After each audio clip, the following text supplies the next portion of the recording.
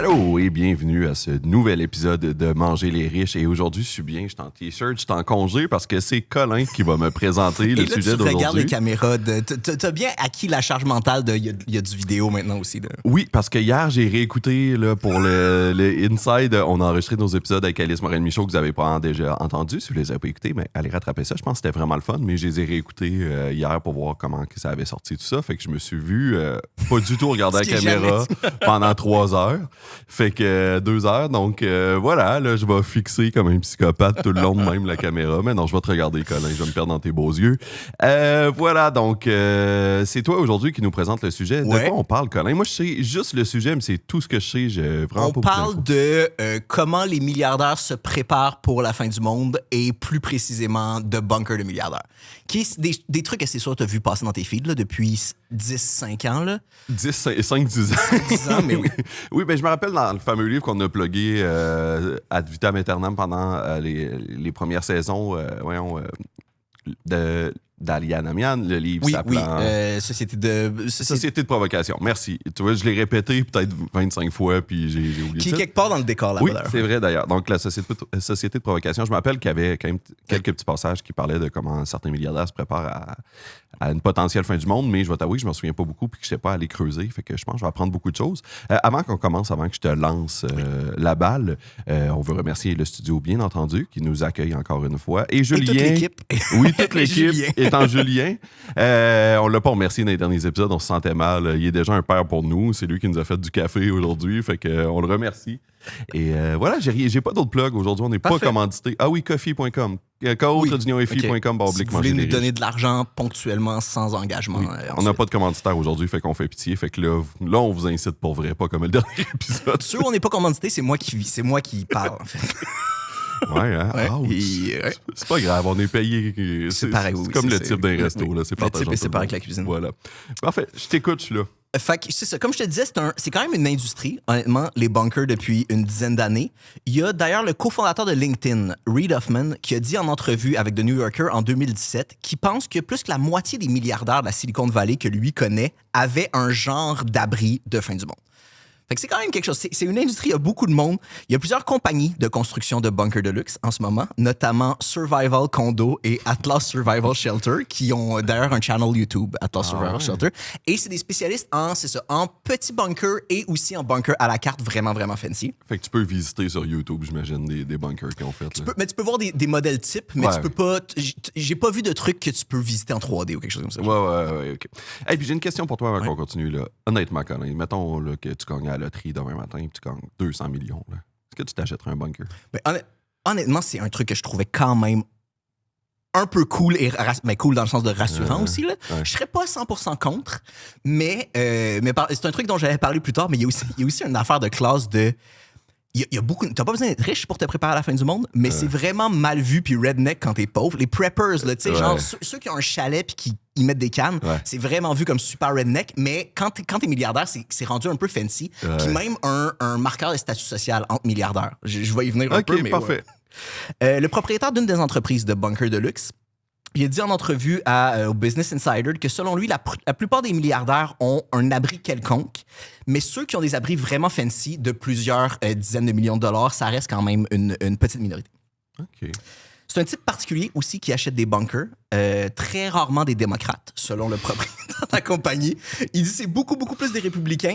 En fait, les démocrates achètent des bunkers, mais c'est pas des bunkers d'apocalypse. Les démocrates, en général, ils achètent des abris de tornades ou des caves à vin sécurisées. C'est la chose la plus démocrate ever que j'ai entendue, là, oui. J'imagine vraiment Bill Clinton s'acheter une cave à vin. Je vais survivre vraiment pas longtemps, mais complètement sous. Oui, c'est ça. Excellent. C'est ça, j'ai pas besoin de...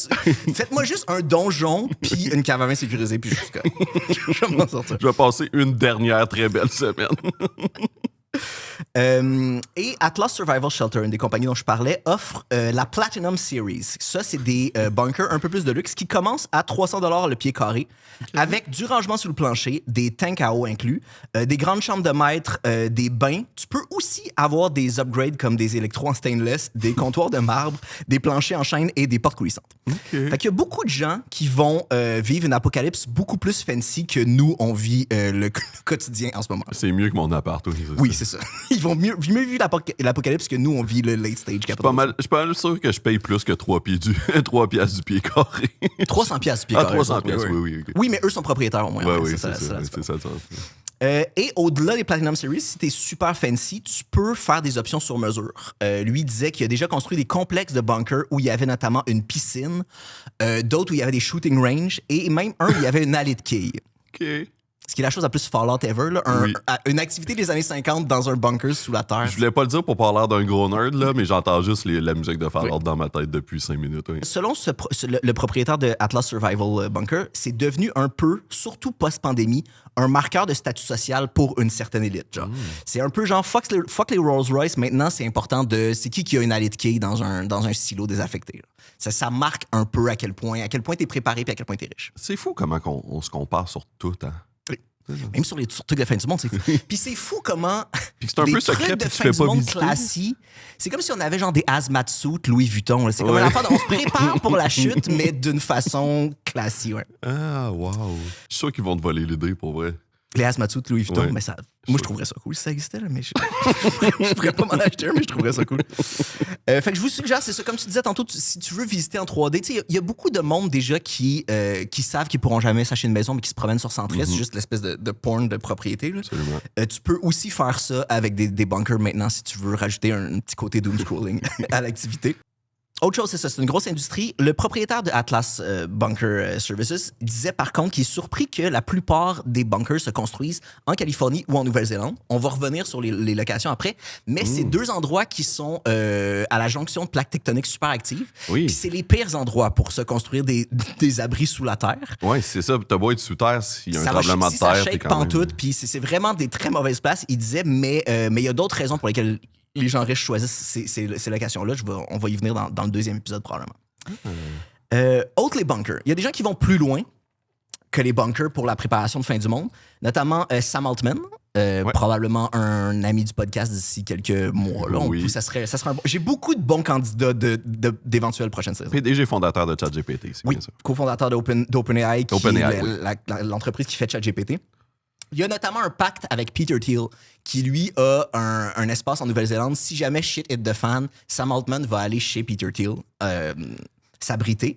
Mais il n'y a pas lui-même de bunker. Lui, il a dit dans une entrevue au New Yorker que plutôt, il emmagasine des fusils de l'iode de potassium. Ça, c'est des pilules qui te permettent de protéger ta thyroïde si jamais tout devient radioactif. OK. C'est comme ça l'aude ta thyroïde de d'autres choses, fait qu'elle n'emmagasine pas des trucs radioactifs. OK. Il emmagasine aussi des antibiotiques, de l'eau et des masques à gaz de l'armée israélienne. En prévision. Ce qui veut dire deux choses, OK? Il s'attend vraiment à ce que ça pète solide et il boycotte pas les produits israéliens. Come on, man. Juste, faites un effort, le boycott et sanction des produits israéliens. Me montre juste que Sam Altman puis Peter Thiel dans un bunker. T'as dit où, en Nouvelle-Zélande? En Nouvelle-Zélande. On dirait que c'est juste la prémisse d'un sitcom un peu... un peu dystopique. Puis il y a juste eux deux qui commencent à se taper vraiment. Sam, c'est-tu toi qui as laissé ça traîner? Non, c'est pas moi. Qui d'autre tu veux que ça soit? Puis il check tout le temps la porte qui est dans le décor par où Kramer devrait rentrer, mais il y a personne qui rentre parce que toutes les autres personnes sont mortes. Fait que oui, achetez pas. Mon point, c'est achetez pas vos masques à gaz à l'armée israélienne. Oui. Okay? Mais je peux pas reprocher à quelqu'un de se prepper pour la fin du monde, mais moi, j'achète mes articles de fin du monde directement au Hezbollah parce que je suis pas une vendue. Des surplus d'armées palestiniens. Il y a aussi le PDG de Reddit, Steve Hoffman, qui a dit que lui, il avait acheté des armes, des munitions et des motos. Ce qui, c'est le fun parce que tu peux un peu voir comment les gens prévoient leur fin du monde. Lui, il est très Mad Max. Ouais, je pense pas que c'est lié. Je pense que t'aimes juste la moto, Steve. Il aime les guns et les motos. Mais c'est lié parce qu'il a aussi dit qu'il y avait... en 2015, il s'est fait faire une opération laser aux yeux en prévision de la fin du monde parce qu'il considérait que ses chances de survie allaient augmenter. S'il n'y a pas de lunettes. Ouais. Fait que moi, je suis en train de checker comment je peux transférer mes placements dans l'ASIC MD parce qu'il y a de l'avenir pour la fin du monde. Ah. Aujourd'hui, on va parler du prepper le plus connu et le plus riche de tous, Mark Zuckerberg. Okay. Tu suis-tu Zuckerberg sur Instagram, toi? Non, je pense que je me suis désabonné. Ça me fâchait trop. Mais honnêtement, c'est quand même...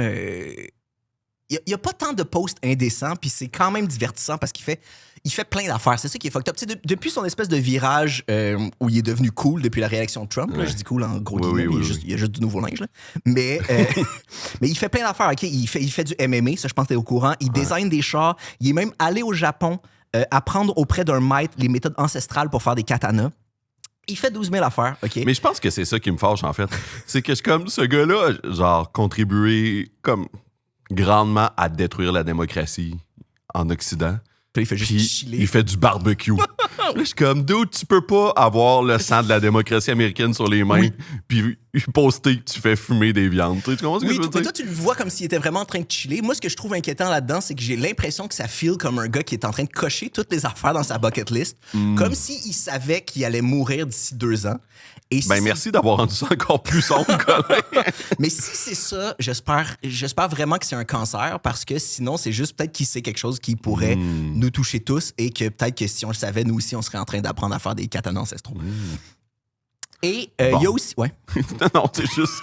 Continuez d'écouter notre podcast. C'est super motivant. Si vous conduisez, s'il vous plaît, crissez-vous pas en bas du pont en ce moment. Mais, OK, parfait, on continue. Mais je pense pas que tes épisodes sont beaucoup plus up la vie non plus. Non, je sais, c'est pas une compétition. On dirait que c'est le fait d'être assis l'autre bord. Je suis comme, aïe, c'est bien déprimant notre affaire. Et il a aussi fait construire le bunker qui a le plus fait couler d'encre de tous. T'en as-tu un petit peu entendu parler? Vraiment fuck off. Ça me dit rien. OK. Les infos que je vais vous dire aujourd'hui viennent surtout de 2 articles de Wired. Un publié en 2023, un publié en 2025, qui s'appelle... Le premier s'appelle juste Inside Mark Zuckerberg Top Secret Hawaii Compound. Et le deuxième s'appelle, celui de 2025, s'appelle Mark Zuckerberg is expanding his secretive Hawaii Compound, point. Part of it sits atop a burial ground. Il grossit son territoire et une partie du territoire est sur un ancien cimetière. Le titre est quand même déjà super éloquent. Oui. D'après l'article de 2023, il y avait déjà à cette époque-là un domaine de 1400 acres à Hawaï. C'est un domaine qui a mis plus que 9 ans à acheter. Il a acheté plein de parcelles de terrain. Je vais expliquer pourquoi ça a été super long et super compliqué. Les premiers terrains étaient achetés dès 2014. Fait que c'est quelque chose qui remonte à vraiment longtemps. Et depuis que l'article a été édité en 2023, il a acquis 1000 acres supplémentaires. Fait que là, il y a 2300 acres, qui est l'équivalent de 9,7 km². Ce qui est 3 fois Central Park, à peu près. C'est gros, là, ouais. Oui, c'est gros. Ou d'après mes calculs, 56,5 millions de fois ton 3,5, à peu près. Et ça fait de lui un des plus gros propriétaires terriens de l'État d'Hawaï. Son investissement total pour son domaine est estimé à autour de 311 millions, ce qui dépasse la totalité du budget du fonctionnement en 2024 de l'île sur laquelle il s'est installé. L'île s'appelle Kauai, ou Kauai, je ne sais pas comment le prononcer. C'est la plus ancienne et la plus petite des 4 îles principales de Hawaï. C'est une communauté de 73 000 habitants. La plupart des résidents sont des descendants de Hawaïens autochtones ou des immigrants chinois, japonais ou philippins qui étaient venus à la fin du 19e siècle pour travailler sur les terrains. Okay. Pour les otakus ça s'écrit Kauai, K-A-U-A-I. Pas kawaii comme le cute japonais, K-A-W-A-I. OK, je le précise. Mais moi, j'aime croire que peut-être qu'il confond un peu les deux langues puis qu'il avait l'impression... Il voulait aller là parce qu'il avait l'impression qu'il y aurait genre des ananas avec des yeux cute. Ou qu'il pourrait chiller sur la plage puis s'endormir au bruit des écolières qui rient en cachant leur bouche. OK? Je vais adresser tout de suite l'affaire des cimetières du deuxième article. Parfait. Sur les terrains acquis par Zuckerberg, il y a au moins 2 personnes enterrées. Là, je parle des squelettes qui étaient déjà présents quand il a acheté le terrain, parce que c'est quand même $1 milliard dans la tech. C'est pas exclu qu'il y a des nouvelles personnes enterrées depuis que le terrain, mais on sait qu'il y avait déjà 2 personnes à la base. Il y a un natif de l'île qui s'appelle Julian Ako, qui a dû gérer avec les représentants de Zuckerberg parce que son arrière-grand-mère et le frère de son arrière-grand-mère sont enterrés sur le terrain de Zuckerberg, où c'est super difficile d'avoir accès. Il a fallu qu'il délibère pendant des mois avec des représentants de Zuckerberg. Maintenant, il a accès à la tombe de son arrière-grand-mère dans des visites coordonnées par l'équipe de Mark Zuckerberg. Fait qu'il faut que tu aies genre la sécurité de Mark Zuckerberg qui vienne te voir déposer des fleurs sur la tombe de ton arrière-grand-mère. Ce qui me semble être quand même un petit cauchemar. Oui. Et apparemment, basé sur la tradition orale, il y aurait aussi beaucoup d'autres sépultures qui sont sur ce gigantesque terrain-là. C'est pas clair qu'est-ce que Zuckerberg va faire s'il les découvre et s'il choisit de les déclarer ou quoi que ce soit, parce que tout est hyper secret sur ce terrain-là. Il n'y a aucune chance qu'il en parle. Là. Ça veut dire que du monde de l'extérieur viendrait son... Ben c'est ça, puis ça ferait juste y compliquer la vie, puis il n'y a rien qui... tous les employés qui travaillent pour lui, je vais y venir après, signent des NDA. Fait qu'il y a personne qui en parlerait s'il trouve des trucs. Fait qu'il va probablement juste pas les déclarer. OK, on tombe dans des affaires plus que ça. Tantôt, je t'ai expliqué qu'il a acquis les terrains de 2014 à maintenant. Ça a été super long. Parce que ça demandait énormément de démarches légales. Parce qu'il y a un concept à Hawaï qui s'appelle les Kuleana Rights, qui sont comme une affaire de droits ancestraux.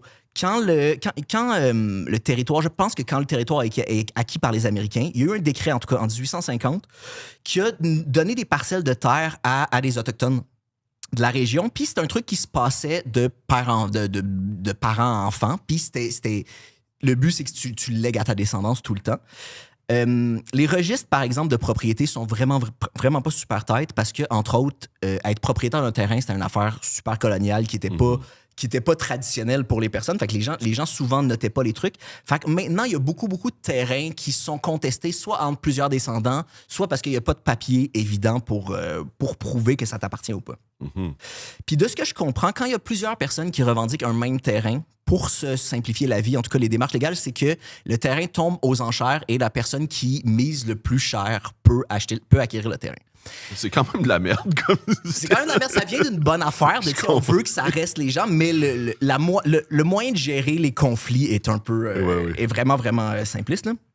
On dirait que j'ai de la misère à m'imaginer une pire situation dans une chicane de testament que de faire une enchère. Oui, ben c'est ça. Puis finalement, ça fait juste que la personne qui a le plus de cash va l'avoir. Puis là, ça fait que Mark Zuckerberg a lui-même brassé la marde dans plein de terrains parce qu'il y a des terrains qui étaient proches. Lui, il faisait juste contester légalement les propriétaires légaux pour que ça aille en cours, pour qu'il y ait des chances de pouvoir miser dessus. C'est des démarches légales vraiment sketchy. Quand ça s'est su en 2017 qui faisait ça, ça a fait un gros scandale à Hawaï et à l'extérieur. À ce moment-là, il s'est retiré pour comme un peu sauver la face. L'entreprise que lui avait fondée, qui s'appelait North Shore Calo LLC, s'est retiré des procédures légales, mais a apparemment continué à racheter des parts à certains descendants à gauche, à droite. Il y a un côté, oui, c'est ça, il y a un côté super colonialiste là, dans l'affaire aussi. Je comprends la réaction de... Déjà, Hawaï a une histoire super de colonisation, tu sais. Et là, on dirait que c'est comme juste un nouveau chapitre pour eux où c'est pas des forces armées qui débarquent, mais c'est des milliardaires qui sont comme, mais on va racheter votre île finalement. Oui. Puis je vais racheter votre île en utilisant des lois qui sont même pas les vôtres, qui ont été instaurées par les Américains ou whatever, les autres colons qui étaient là en premier. Il y a plusieurs couches d'indécence là-dedans. Depuis son retrait légal, apparemment, la compagnie de Mark Zuckerberg aurait déboursé plus de 450 000 $ pour 71 transactions entre 2016 et 2018. 450 000? 450 000, fait qu'ils achètent pas très cher. C'est vraiment pas cher. Non, mais c'est ça. Ils achètent pas cher. Il a expliqué dans un journal local, il a fait un espèce de lettre ouverte où il a expliqué qui sortirait de ces démarches légales-là et qui collaborerait avec la communauté locale pour trouver une nouvelle approche pour avoir les terrains. La nouvelle approche est encore plus fucking sketch, OK? Les démarches légales ont continué entre certaines personnes parce que lui, il a un peu brassé la marde entre les descendants. Puis après ça, même si lui sortirait, les gens étaient comme à qui ça appartient entre nous autres. Et lui, il a soutenu un des locaux qui s'appelait Carlos Andrade, qui possédait déjà la plupart des propriétés dans le coin, qui est un ancien professeur à l'université en histoire ou en culture hawaïenne. En 2019, les 4 parcelles qui restaient proches du terrain ont été mises aux enchères. Il y a Andrade qui était seul contre une coalition de plein d'autres potentiels propriétaires qui s'étaient mis ensemble. Et il a réussi à leur acheter pour 2,14 millions de $ les terrains. Ceux qui ont perdu aux enchères soupçonnent que peut-être qu'ils étaient backés financièrement par Zuckerberg parce qu'un prof d'université à la retraite qui peut sortir 2,14 millions, c'est quand même louche. C'est pas un complotisme, mais c'est le complot le plus évident que j'ai jamais entendu. À quel point il se force même pas tant que ça. Si tu vas juste acheter un condo à Fort Lauderdale, puis laisse le monde tranquille, là, genre, pourquoi t'as besoin de posséder? Parce que, tu vas voir qu'est-ce qu'il y a dessus. Il y a besoin d'un gros terrain pour qu'est-ce qu'il veut avoir dessus. Mais puis il y a quelque chose de quand même vraiment triste là-dessus. En plus, c'est un prof d'université de histoire de la culture qui accepte de vendre son affaire à un riche milliardaire américain. C'est quand même... Après ça, tout le monde a un prix, malheureusement, je pense. Tout à fait. Je te parlais tantôt qu'il y avait... les travaux sur le compound sont super secrets. Ouais. tous les... Il y a des murs de 6 pieds de haut, des fois un peu plus, tout le tour du domaine, qui est 3 fois Central Park, qui est gigantesque. Il y a des centaines d'ouvriers qui circulent chaque jour pour faire les constructions ou travailler sur le terrain. Et tout le monde a signé des NDA, peu importe c'est quoi ton travail. Même si t'es plombier, tu signes un truc de NDA. C'est comme aller déboucher les toilettes dans le manoir de Didi. Okay? Et tous les employés étaient dans des petites équipes et n'avaient pas le droit de se parler entre eux. Fait qu'ils savent même pas qu'est-ce que les autres sont en train de construire. Écoute, ils sont en train de construire la Batcave. Ben, il y a un peu, même s'ils construisaient la Batcave de... Ça a mené un super-héros à Hawaï, comme on sait c'est qui. Le gars qui éblouit tout le monde tellement il est blanc. Hawaï, oui. Il y a des ouvriers qui niaisaient en disant que les seuls endroits où ils ont vu autant de niveaux de secret sur des constructions, c'était dans des constructions militaires. Ben oui. Il y a un journaliste local qui s'appelle Alan Paraccini, qui a écrit un éditorial critique sur comment Zuckerberg utilisait les plages sur son terrain et l'accès qu'il laissait aux gens.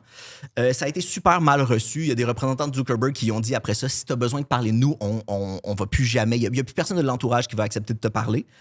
Et ce gars-là était même bénévole pour un organisme de sauvetage de mammifères marins. Puis en 2017, il y avait un phoque en danger sur une des plages de Zuckerberg. Donc, ils sont allés sur la plage pour le sauver et il s'est fait dire la prochaine fois, toi, t'as pas le droit de venir sur le terrain pour sauver des phoques en danger. Il y a aussi, par rapport au niveau de secret, il y a en août 2019 un gardien de sécurité sur le compound qui avait d'ailleurs aussi signé un NDA. Fait que même sa famille n'est pas super au courant de en quoi consistait son travail. Il a terminé un chiffre de 12 heures sur une des plages de la propriété. Selon des documents juridiques que Wired a obtenus, il pleuvait vraiment beaucoup cette nuit-là. Le char qui était supposé venir le chercher n'est pas venu. Fait que lui, il a choisi de retourner vers la sortie en escaladant genre un ravin ou quelque chose comme ça. Et à mi-chemin, il a fait une crise cardiaque et il est décédé. Il est décédé quelques heures plus tard à l'hôpital. Le niveau de secret autour de ça était super sketchy. La famille l'a su quelques jours plus tard. Ils n'ont pas pu savoir comment leur père était mort. Ils ont parlé avec le chef de la sécurité du compound qui leur a dit je suis vraiment, j'empathise vraiment avec vous autres. J'aimerais ça vous en dire plus, mais j'ai pas le droit de vous en dire plus. Il y a un des collègues du gars aussi qui pouvait pas en parler puis qui a refusé d'en parler parce qu'il avait peur de recours légaux. Fait que même dans le cas d'un décès d'un employé, on peut pas savoir vraiment qu'est-ce qui s'est passé autour de sa mort. Puis c'est quand même vraiment weird comme mort aussi, de genre. J'avais pas de lift, fait que j'ai escaladé un ravin. Oui. Ben, un peu. Moi, en le lisant, j'avais pas l'impression que c'était un complot de genre, il s'est fait tuer puis il essaie non, de mais cacher c'est pas nécessairement ça, mais je suis comme peut-être que genre le milieu de travail n'est pas si sécuritaire et vous avez inventé une histoire qui vous arrange un peu plus. Oui, ça se pouvait vraiment. En même temps, il y a quand même des trucs post-mortem de, tu sais, il faut qu'il soit mort d'une crise cardiaque pour vrai ou whatever. Mais ce que je trouve fou là-dedans, c'est vraiment plus que, tu sais, même dans un... C'est juste une hostie de grosse maison, leur revenez-en à un moment donné. Même dans le contexte d'un décès, on va pas en parler à ses enfants de qu'est-ce qui s'est passé. Il y a un architecte local de Hawaï qui n'est pas lié au projet de Zuckerberg qui a dit en entrevue que lui, ça y rappelle les projets des seigneurs du Moyen-Âge qui faisaient tuer les architectes après les constructions de domaines pour pas que les plans puissent être partagés à d'autres. Genre. Je savais pas que ça se faisait. C'est peut-être un peu une légende urbaine, mais c'est un peu l'idée que ça donne. On veut Pourquoi les gens deviennent architectes? Bonne. Peut-être c'était super fancy. Puis de toute façon, c'était des projets qui duraient toute ta vie. T'espères que tu vas mourir. C'est comme construire une cathédrale. T'espères que tu vas mourir avant de te faire tuer. T'espères que tu vas mourir de ta belle mort avant que ça soit fini de construire. On dirait que c'est pas une bonne stratégie. Il va y avoir des dépassements de délai, les gars. C'est sûr. Et d'où ça vient, les problèmes de construction? C'est un truc qui serait de plusieurs années. Fait qu'il protège énormément sa vie privée, ce qui est ironique pour un dude qui est devenu milliardaire en vendant nos données personnelles. Ouais. Qu'est-ce qu'on sait? Fait qu'on sait pas tant d'affaires sur le compound parce que tout est super sécurisé. On sait que le complexe s'appelle Kulo Ranch. C'est un endroit qui est autosuffisant, qui aurait un réservoir d'eau de 17 mètres de diamètre et 5 mètres de haut. Il y a de l'élevage et de l'agriculture qui est faite sur place et des sources d'énergie renouvelables, je ne sais pas lesquelles exactement. Et apparemment, à 311 millions, le coût de la propriété rivalise avec les plus grands projets de construction privée de l'histoire. D'après les plans, Wired a obtenu des plans pendant un certain processus de la construction. Et ils ont parlé à une source qui était proche du projet, mais qui est, grosse surprise, restée anonyme. Il y aurait une douzaine de bâtiments sur le compound avec au moins 30 chambres et 30 salles de bain au total. Ce qui confirme ma théorie que les milliardaires ont des gros problèmes de digestion. 30 salles de bain. C'est tout le temps ça. J'ai une maison avec 25 salles de bain. Plus que 4 salles de bain, ça parle juste de tes problèmes de digestion. Peut-être que la kétamine, ça fuck ta digestion Oui, un ça se peu. peut, Ah non, c'est Elon Musk. C'est Elon Musk qui a des problèmes de kétamine. Il y a 2 demeures principales dont la superficie totale est comparable à celle d'un terrain de football professionnel, donc 5300 mètres carrés apparemment. Okay. Les demeures ont plusieurs ascenseurs, des bureaux, des salles de conférence et une cuisine industrielle. Sur le terrain, OK, ça oui. Il y a des affaires qui sont sketchy, puis il y a des affaires qui sont vraiment juste très enfantines, bizarres. Sur le terrain, il y a un petit boisé avec un réseau de 11 cabanes dans les arbres qui sont toutes reliées par des ponts de cordes. Fait que tu peux passer de toutes les cabanes sans mettre les pieds à terre, jamais. C'est... En lisant ça, j'étais comme, ouais, OK. En fait, c'est vraiment un village de Ewok qui s'est construit sur son terrain. Il y a un bâtiment qui est situé près des demeures principales où il y a un gym entièrement équipé, des piscines, un sauna, un jacuzzi, un court de tennis et un bassin d'eau froide. Ce qui est un must si tu veux éventuellement recevoir Joe Rogan chez vous. La propriété comprend aussi des maisons d'invités. L'ampleur du projet fait penser que ça a l'air d'être bien plus que juste une résidence secondaire. D'ailleurs, Zuckerberg a lui-même déjà tenu des retraites d'entreprise dans son domaine. T'sais, il a invité probablement des employés de Meta ou des trucs comme ça chez lui. On dirait un village autosuffisant, là, comme t'en parles. Oui, c'est vraiment ça. Ben, puis ça pourrait abriter genre confortablement jusqu'à au-dessus de 100 personnes. Ouais. Une potentielle post-fin du monde, il serait safe et super confortable pendant potentiellement tout le temps. Ouais. Et même si le plancher est radioactif ou plein de lave, ils peuvent être dans les arbres. All good, là. Et les plans montrent que les 2 édifices principaux sont reliés par un tunnel qui mène à un abri souterrain de 465 mètres carrés, donc 5000 pieds carrés apparemment, qui a une porte en métal remplie de béton, ce qui est le cas pour les bunkers et les abris anti-atomiques en général. Il y a déjà des journalistes qui en ont parlé à Zuckerberg de son bunker anti-fin du monde. Pourquoi tu te fais construire un bunker anti-fin du monde? Il a toujours dit que c'était faux, c'est pas un bunker anti-fin du monde. C'est juste un petit abri comme une cave. Oui, sure. Il y a bien sûr des caméras partout sur le terrain. Sur un des plans, il voyait un petit building qui est comme un truc d'entretien, whatever, qui, autour du building, avait une vingtaine de caméras. Tout est super surveillé partout, ce qui n'est pas une surprise non plus. Non. Il y a des passages secrets, des portes cachées dans les buildings qui ont de l'air des murs autour puis que tu peux tasser des trucs comme ça. Fait que oui. Ça, c'est un autre truc que je trouvais un petit peu cool. Oui. Et il y a aussi, depuis, il y a des images satellites qui sont sorties qui montrent qu'il y a une dizaine de bâtiments qui n'étaient pas sur les plans, qui n'ont jamais été déclarés dans les constructions ou quoi que ce soit. Puis c'est ça, le terrain pourrait accueillir au-dessus de 100 personnes confortablement pour toujours. Ouais, c'est ça qui est le fun, c'est que nous autres, on veut genre faire un patio, puis il faut demander des permis à la ville, puis lui, il construit. Mais en fait, c'est ça. Mais il y a personne... Ça, c'est un super bon point de... Techniquement, il pourrait avoir un employé de l'État qui fait comme, OK, il faut que j'aille voir vos constructions. Il n'y a aucune chance que les inspecteurs de la ville ou peu importe peuvent rentrer là, mais ils devraient avoir le droit. Mais il devrait avoir le droit, mais en même temps, tu vas l'empêcher de construire, mais tu ne sais même pas s'il construit. C'est super loin, en tout cas, c'est ça. Il n'y a pas 12 000 affaires à faire. Mais... en plus d'Hawaï, Mark Zuckerberg a acquis 11 propriétés à Palo Alto, en Californie, avec apparemment un espace souterrain de 7000 pieds carrés. 650 mètres carrés pour les gens qui ont le système métrique. Fait que ça commence à faire beaucoup de bâtiments souterrains pour un seul homme. Là. Je sais qu'il a peur du soleil en tabarnak, mais il y a quand même des limites. Là. Ça fait beaucoup de mètres carrés. Est-ce qu'on l'a déjà vu dehors le jour? Peut-être que c'est juste un vampire puis que c'est ça. Là. On l'a vu dehors le jour sur une photo qui est devenue un meme où il y avait genre ça des pets de crème solaire. Oui. Il avait l'air de s'être plastré à la face un peu. Avec Il y avait vraiment de l'air de... C'est la première... Il y avait de l'air de moi qui met de la crème solaire à mon fils parce que je suis vraiment trop anxieux. Oui. Il y a vraiment l'air de s'être fait mettre de la crème solaire par sa mère. Oui. Par sa mère. Mais écoute, c'est important de protéger sa peau du soleil si on ne pourra pas y reprocher. Oui, ça c'est une chose qui fait de bien. Oui, c'est ça. Dans les dernières années, tu peux imaginer que les résidents de l'île sont pas super... Ils trippent pas tant que ça sur les constructions et sur les Zuckerberg.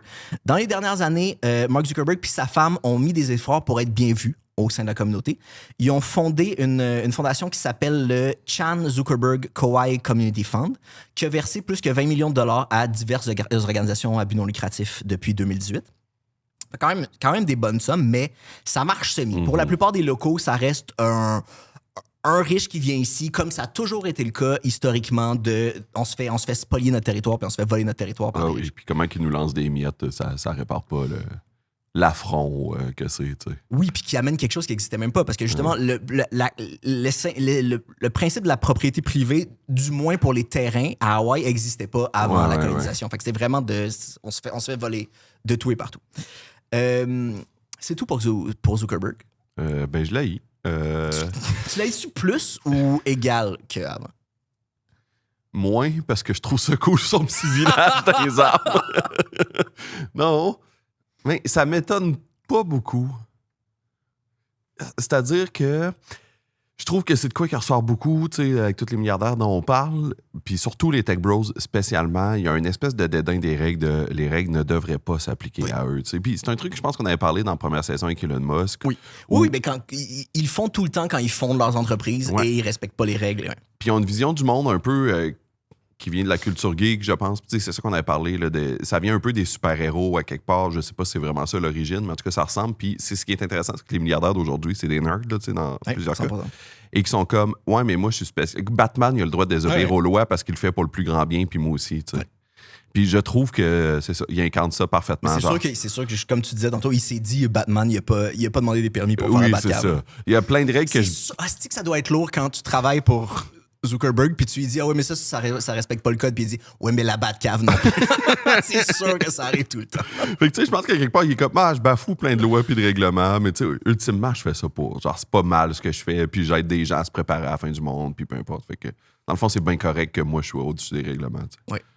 L'affaire, puis ça, on en parlera aussi dans l'autre épisode, mais l'affaire pour ça, c'est qu'un gros compound comme ça, même si tu amènes beaucoup de tes amis, ça va demander d'avoir des employés et de la sécurité sur place, desquels il faut que tu gagnes le respect, parce qu'après la fin du monde, c'est pas juste c'est pas le salaire qui va les garder. Fait que, comment tu fais pour que tes employés décident pas de tout vous tuer et de vivre dans ton compound après? Fait qu'il y a beaucoup de...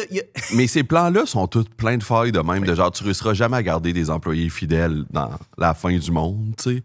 Puis aussi, c'est une courte survivance, dans le sens, même si t'as 100 personnes. Tu sais, à un moment donné, je lisais un truc là-dessus, puis il disait que pour partir la société, tu sais, il faudrait 500 personnes avec un code génétique, un bagage génétique diversifié, mettons. Surtout que lui, il feel déjà très consanguin à la base. Fait que c'est pas ta famille et 60 de tes amis. Genre, vous allez être morts et ou consanguins dans une génération. Tu sais, tu comprends ce que je veux dire? Mais je pense pas que... C'est des plans très, très court terme, là. Oui. Puis là, on spécule à fond, mais moi, je suis pas sûr que le but, c'est nécessairement de... On va recréer l'humanité. C'est peut-être juste... Nous, on va vivre confortablement jusqu'à nos morts. Puis même chose pour mes enfants. Fait que c'est un plan pour 50 ans. Là, comme... Ouais. Cool, Marc. Fait que oui, prochain épisode, on va parler d'autres propriétés à Hawaï et des propriétés en Nouvelle-Zélande. Parfait, mais j'ai très hâte d'entendre ça. Où est-ce que les gens peuvent te suivre, Pierre-Luc? Ah, mon Dieu, il est bon, hein? C'est lui qui anime aujourd'hui, ça paraît. PL Wallet sur Instagram, je regarde ma caméra en plus. PL Wallet sur Instagram. Puis c'est tout. Puis on a notre coffee, traditionwifi.com/manger les riches. Et toi, Colin, où est-ce qu'on peut te suivre? Moi, vous pouvez me suivre sur Instagram aussi. Vous pouvez aller sur mon site web qui est colinboudria.com. En septembre prochain, je commence des rodages de shows qui parlent du milieu de la tech et du potentiel futur qu'on va avoir. C'est des spectacles d'humour, je tiens à le préciser. Et fait que oui, il va y avoir des rodages pour ça. Les billets vont être sur le site.